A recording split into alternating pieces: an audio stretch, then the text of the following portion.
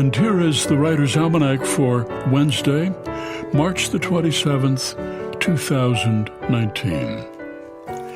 It's the birthday of the woman who wrote Happy Birthday to You, Patti Smith Hill, born Anchorage, Kentucky, 1868. She was a kindergarten teacher in Louisville when, in 1893, she wrote the lyrics to the song, which was first called Good Morning to All and was written for kindergarten kids. Her sister Mildred wrote the melody.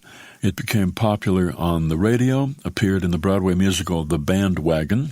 They copyrighted the song in 1935, and it remains under copyright to this day, Happy Birthday to You, and produces about $2 million in royalties every year.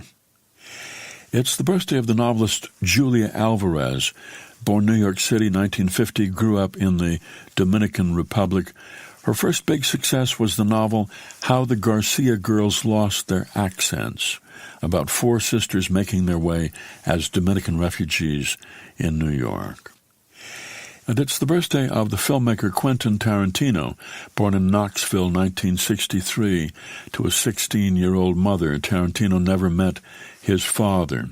His mother took him to South Bay near the Los Angeles airport. He was a hyperactive kid.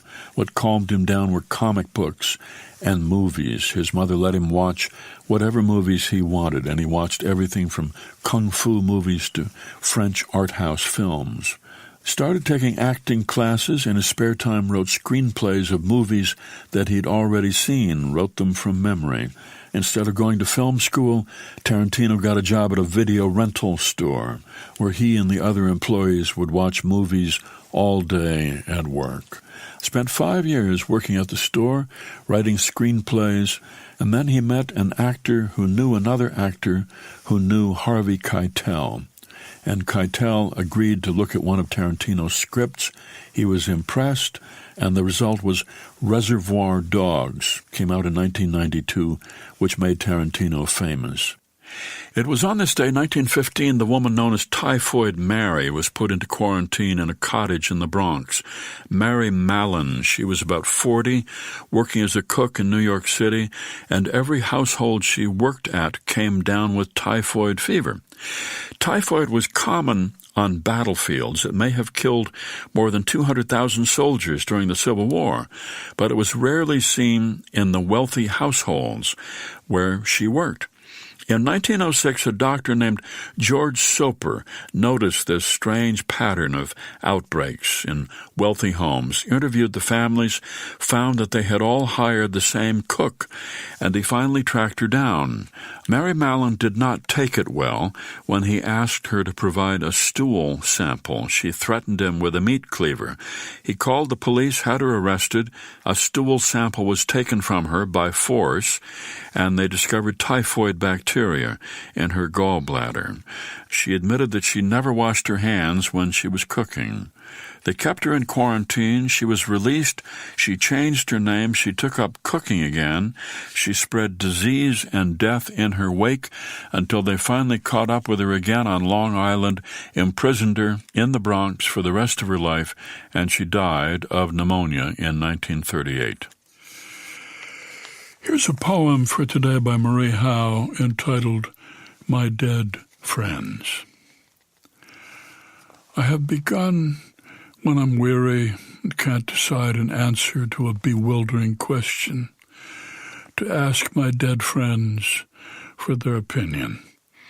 And the answer is often immediate and clear. Should I take the job, move to the city? Should I try to conceive a child in my middle age? They stand in unison, shaking their heads and smiling. Whatever leads to joy, they always answer, to more life and less worry. I look into the vase where Billy's ashes were. It's green in their green vase. And I ask Billy if I should return the difficult phone call. And he says yes. Billy's already gone through the frightening door. Whatever he says, I'll do.